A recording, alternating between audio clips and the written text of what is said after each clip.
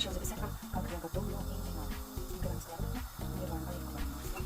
Такой индивидуал буквально болгарит. Чуть-чуть прям водичку. Я чуть-чуть прям водичку. Дальше выкладываю индивидуал.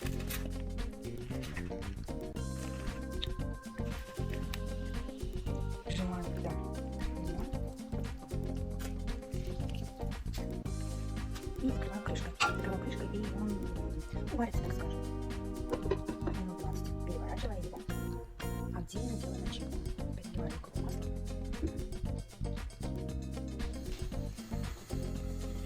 Морковку.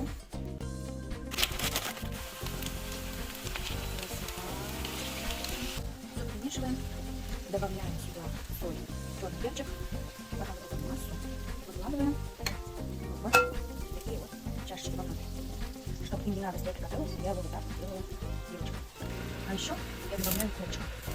Хлопчик я не режу, его я так вот сделаю. Не знаю, готов.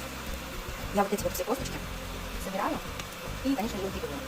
Потому что с ними, если это надо тепло, не очень вкусно. Далее готовую массу и выкладываю вот эти не надо идеально. Вот такую вкусняшку полезно кушать.